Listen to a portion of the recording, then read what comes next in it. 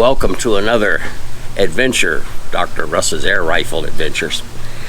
I believe that today we may have the most important message that we've had throughout over 140 videos to date, but you'll decide that.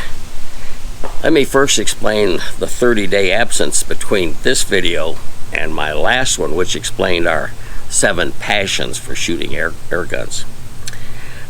First of all, I came down with COVID-19, first time ever. Been 4 or 5 years, and all of a sudden I came down with it. It's nasty, you don't want it. Secondly, I went into the hospital for 1 day to have a hernia fixed. If you'll recall, hernias is your intestines, and down in your crotch, your stomach muscles kind of perform a web, and that intestine likes to come out, and if it twists and gets so that garbage can't pass through it, you'll get gangrene and it can become serious. I jumped on it early. It was fixed quickly. But there's a third reason that there's been 30 days. Take a look behind me here. You'll see all of the shooting deck furniture has been pushed to one side. There's my shooting bench under a cover. There's the target rack that I built down there. But if you look here at the half of the deck that you haven't seen, you'll see that we're refinishing it. And that is all 3 of the reasons that I haven't had a video for 30 days. I had an important job yesterday. I was the one who threw the sprinkles on while my wife, Dr. Paula, did the painting. Well, I said that this may be the most important message that I've ever provided you in a 4-year period and 140 videos. But it's all about this coming November 5th in the year 2024. This, of course, is when we'll have our presidential elections, but Senate and House elections as well. There have been people that have been suggesting that if that race is close and it goes one way or the other, we could have some civil unrest. One politician was actually dumb enough to use the word Armageddon. So I hope that all of us, again, can just kind of watch this by television and not be a part of it. But it is a chance, and you should be aware of it. It doesn't have a lot to do with which one wins, but if this election's close, and I think the election would be close. I think the second thing that's going to happen on November 5th, and far more likely, is retail rioting. We've got a large segment of this population that believes that they just need one little reason to break the windows and rob the stores and steal. And I was talking to a sheriff's deputy the other day who said that they have plans. They have a plan if there's a hurricane, a tornado, flooding, whatever.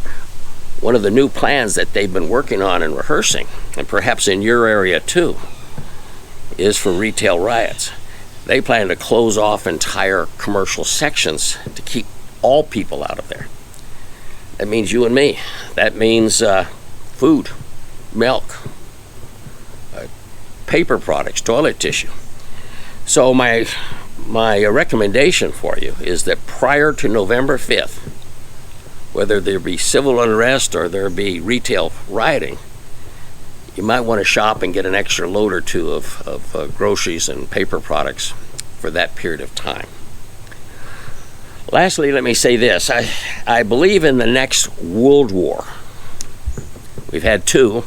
And there's a lot of fighting going on this planet right now. It's just not Ukraine and Russia, but there seems to be unrest everywhere.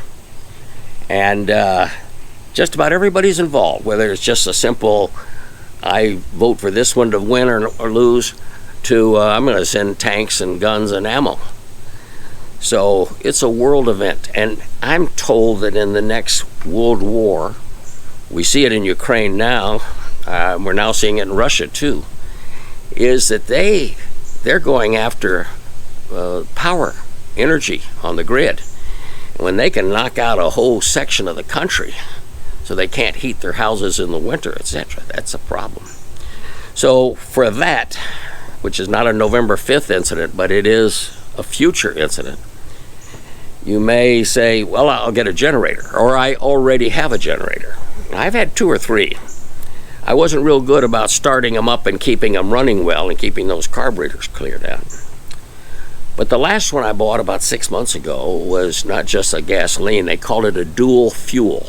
It was gasoline, but it was also natural gas or propane. And you could hook up a gas line to it. Now, fortunately, unlike our power lines, gas is sent to our house underground with pipes. So there's a greater chance that we would have the propane. The furnaces just wouldn't have a way to light up with the electric. So here's a generator that's dual fuel. Might want to put it on your wish list, your budget list that you would have in the event of that. For all those reasons, I have been very mild in any discussion about air gun defense. And I was in Vietnam. I've killed people. You don't want to go there. So I have been trying to tame everybody down to not be so much on a make my day type of outlook. But we have a lot of things going on. We have out the public people being grabbed, raped. We have something other than just somebody who wants a TV out of your house. So today I'm going to talk a little bit about being a little more serious with your defense. I want to share this message on defense with a little bit about the background and why I'm very serious about defense, defending my home, my wife, my kids, grandkids. And this tattoo on the left shows the men that I left in Vietnam. I went over with 44 and I came back with 28. I was shot 3 times, and while they removed 2 bullets, they didn't remove a third. It's in this arm. They said they'd do more damage taking it out than leaving it in, so they left it in. But I don't ever want to forget about the men who died all around me. As you continue around my back, you'll see that I was an infantry officer in the Big Red One. This is America's first military division. A division's 20,000. I was 2nd Battalion, that's about 700. And a regiment is usually up to 5 battalions. So I was with the 2nd Battalion, 2nd Regiment. While I received 13 medals, there's only 3 that I focus on. The first one is the Bronze Star. And the middle one is the Vietnam Medal of Honor. Not to be confused with the American Medal of Honor.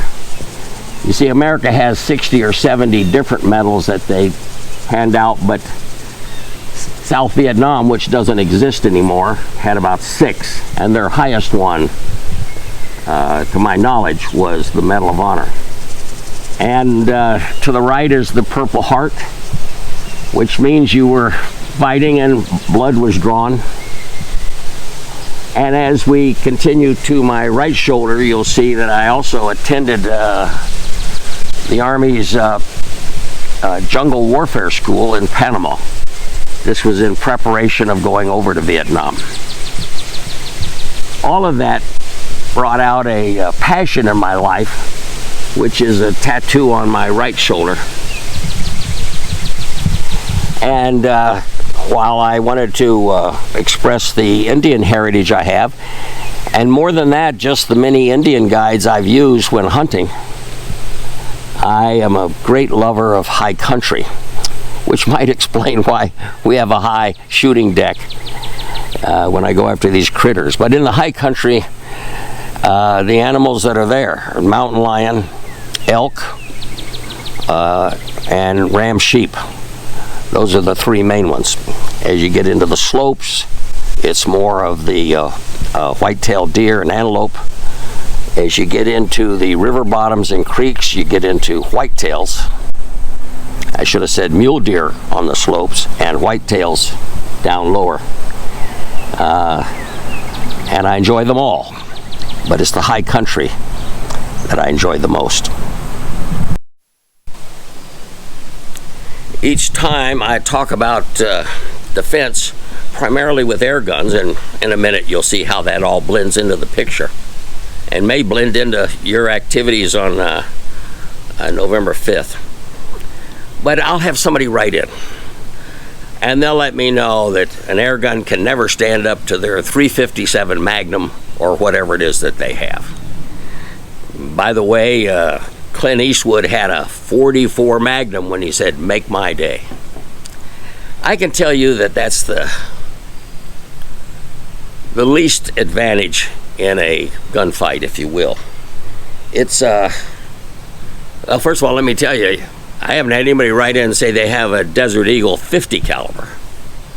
So what happens when somebody has a 50 caliber instead of your caliber?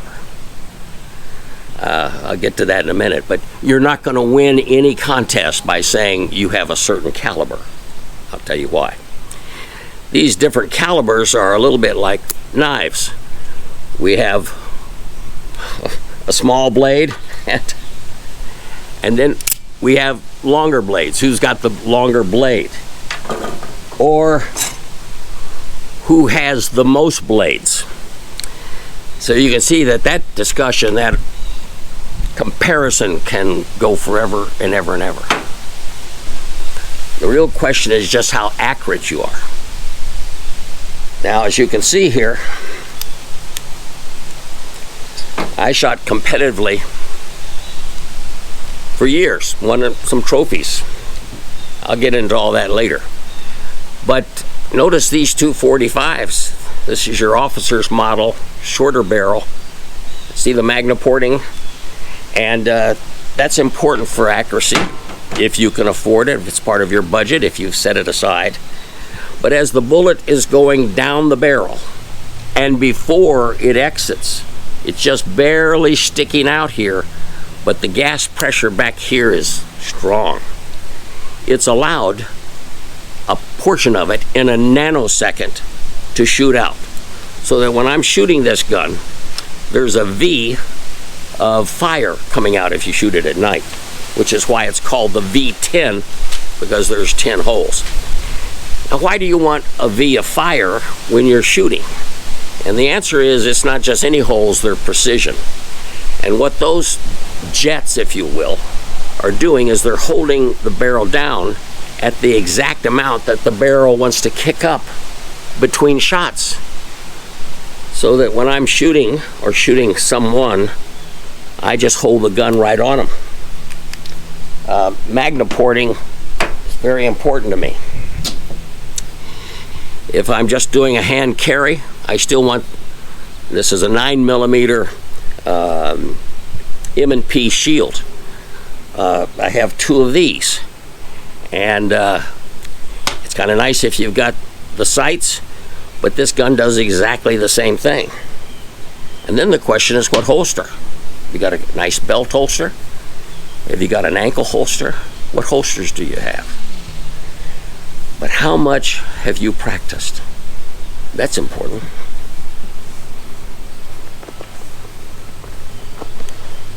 Here's two guns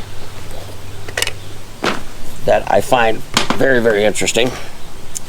First of all, I got the red dot, but these are 22 Magnums. Now, if you remember in an earlier video, I said that look at those first numbers of any powder gun: 30-30, 308, 300 Winchester Magnum, 30-06. They all are a 30 caliber bullet. Now, how much brass casing is back behind them? That's what makes the difference, and that's why we have a 300 Winchester Magnum versus a 30-30. Well, one of the most popular guns today, at least in these mass shootings that are going around, and that's one of the things we want to be prepared for, is It's a 225. I'm sorry, a 226 caliber. But check the first two numbers, 22. So we have 22 shorts and 22 longs, and then 22 magnums. I'm sorry, and then the 223. And the 223 is your military round today, also referred to as a 5.56, but it's caliber-wise, it's 223. Well, this is 22 Magnum, and I have to tell you, if you're downrange and I'm shooting in your direction, you wouldn't know the difference. The bang is every bit as loud, particularly inside, say, a mall or something. But the real magic of this gun is this doesn't have 7 rounds or 10 or 15. It has 30. 30 rounds in this gun. And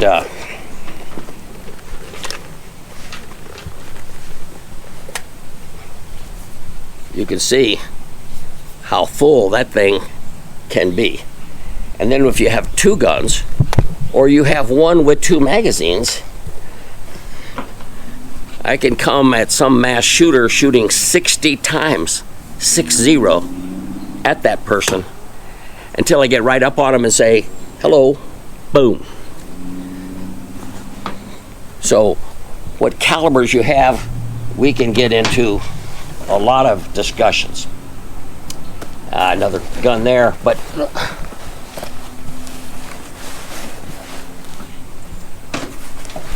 take a look at this one here. This looks like an M16. It is, but it's a pistol. You need a pistol's permit to get it. Uses the same magazine, banana clips, whatever you want. That's that COVID-19 causing me to cough. But at any rate, somebody decides to get on the other side of a wall, a cinder block wall. That gun can come after them. So let's just understand that it isn't your caliber. It's not how many magazines you carry. It's not how many guns you have. It's how much you practice. How much do you practice? I would be remiss if I didn't bring up this shotgun because this whole idea of magnaporting here is very, very important to me. And this 12 gauge pump, you have to remember that there's all kinds of 12 gauge rounds. There's 2 3/4 inch, or rather 2 5/8, then there's 3 inch, and these are 3 1/2 inch rounds, and they fit this gun. And so here again in this debate, is the bad guy going to have a shotgun that's magnaported with 3 1/2 inch rounds, and you have the small 12 gauge? These are things you can't win the argument. Now let me say something about pain. I was shot 3 times. You know how much pain I was in? 0. I had no pain. I know it's one of the miracles of God, but one of the things that happens when you get shot is that you go into shock. S-H-O-C-K, shock, and it nullifies the pain. I'm sitting there and I got a hole in my arm, initially with the shirt, and I had a big red 1 emblem on this shirt, and blood's coming out of it and rolling down my sleeve. No pain. Blood, a hole, a bullet, no pain. So remember that part. When you shoot somebody, there's no pain. And I want to have 2 things in my favor if somebody's to break in. And that is that I'd like to deter them. Most crooks don't have a gun. Hard to believe, but they just don't. And those who do, they haven't even shot a box of rounds through it. They really haven't. And they like to hold the gun sideways. Stupid. And bad for the aim. So accuracy is very important, and I want to defer them before they ever come in. A couple of Doberman pinchers at the door would certainly do that, using their ears and their eyes and their nose instead of mine, especially during COVID. And secondly, if I can't afford the dogs, how about a dog dish? How about a sign, premises protected by guard dogs? And the average burglar will say, ooh, I think I'll rob that house instead of this house. So we want to deter anybody from coming into a house. That's the first thing. If they do, we want to be accurate. And I want to enact pain on them. Now, there's a couple of different things. There are some destructive critters that come around and I don't want to kill them. The neighbor's dog, cat.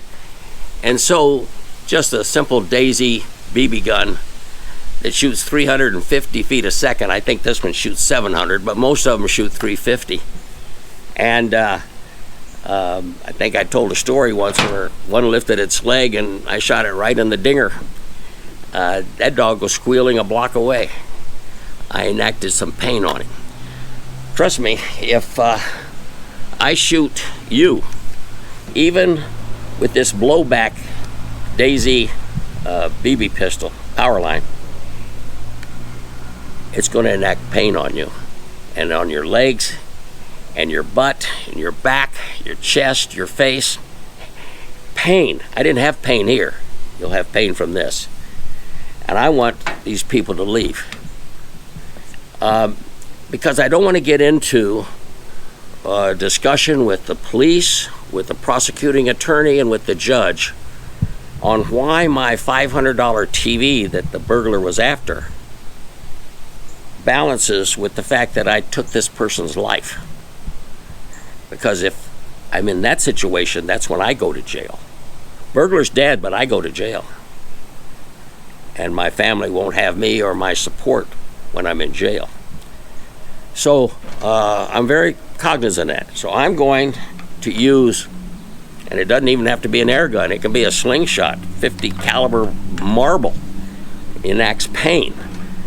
And if these things don't work, I can shift to powder guns and I can absolutely take them out. They and all their friends at the same time. I've done it. I don't ever do it again. Because that's when you're going to have dreams, that's when you're going to have post-traumatic syndrome disorder. That's when you are going to carry that guilt for a long time. And you're going to have to drive by a neighbor 5 doors down. It was his son that you killed. And then you're going to worry on the day they get out of jail if you didn't kill them. Are they now going to come and get you? Is the father going to come get you tomorrow? I don't have those issues. I want them all to know, thank God, Dr. Russ just enacted some pain. And that's why these are so important and why I have all 7 passions for air guns. But one of the passions is personal defense. I got all the weapons. I'm ready to do all types of damage, but I don't want to go there. Well, let me share some humor with you before we get to the final comments. Some of you like this part the best, but perhaps you heard about the supervisor. He called all the men together. He said, man, we've got a lot of mistakes around here, and it's the idiots that are doing it. So I want all the idiots who've been responsible for the mistakes to stand up and confess their sin now. Initially, nobody stood up. And finally, one man stood up. And the supervisor said, so you're the idiot. He said, not really. I just didn't want you standing there by yourself. So I stood up too. And I got to be careful, because if I start laughing, you don't want to cough or laugh with a hernia. But here's a couple of quotes from comedians. And remember, comedians, they all live in their 90s. George Burns, Bob Hope, Phyllis Diller. Here's one from Phyllis Diller. She says, I'm at that age where my back goes out more than I do. Another person said, old people should not eat healthy foods. They need all of the foods with preservatives in them that they can get at that age. Just a couple here. Birthdays are good for you. Good for you. Some of you up to about 40, 50, you love birthdays, that after that you're not so excited. It says birthdays are good for you. Statistics show that people who have the most birthdays actually live the longest. Remember George Carlin? He said, I was thinking about how people seem to read the Bible a lot the more older they get. And then it dawned on me, they're cramming for the final exam. Another comedian said, grandchildren don't make a man feel old. My grandchildren don't make me feel old. I love them. It's the knowledge that you're married to a grandmother that makes you feel old. And another last one, the idea is to die young. That's good. Die young, but as late as possible. Let's make sure you understand the key message here. It's practice, practice, practice. I'd rather be far more accurate with a .22 than you with a Desert Eagle 50 caliber. I better be very good about hitting this shoulder and whirling this man around while he's holding my wife or grandchild. And it takes a lot of practice to make that happen. I want to shoot the gun right out of his hand. When I was in competitive shooting, I shot about 1,100 rounds a week in preparation, and I did it for several years. For a little while I tried to load my own, and I didn't have that much time. So probably the last 3 years I was buying all that ammunition. We swept bowling pins off of tables. We shot targets, we shot silhouettes, all in an effort to be as good as we can be. And in those competitions, you've got police, you've got FBI, you've got armored truck drivers, you've got them all. And I was with them.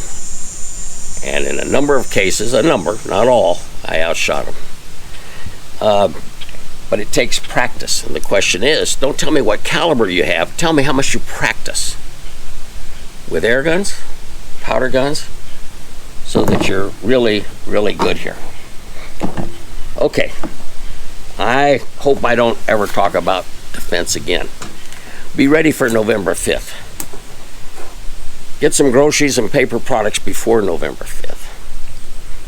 And any other future crises that come up after that of retail riot or civil unrest or losing part of our electric grid because we're at war. And remember this, it's accuracy, pain, deterrence, all of that will play a big role in how safe you and your family are. And if you go to the trouble of getting a concealed carry permit, my wife and I both have them, don't just draw a tiny circle around your feet like that story of mine about the Indian chief and his sons. You're now responsible for the people around you. I would hate to have a concealed carry permit and in a mall, you used to do these mass shootings in fast food restaurants like McDonald's, they did them in post offices, they did them in schools, they've done them in malls, they've done them in grocery stores. I don't know where the next one's going to take place. But I want to carry, and I want to be there to rescue the people, not just me. I'm not worried about me. I've been shot, it doesn't hurt. They can patch me up. What I want is to protect them. So shooting, passion, it's a big topic, isn't it? Hope to see you next week. Give us a thumbs up if they had any value today. Leave a comment, even the bad ones. And we'll look forward to seeing and hearing from you soon.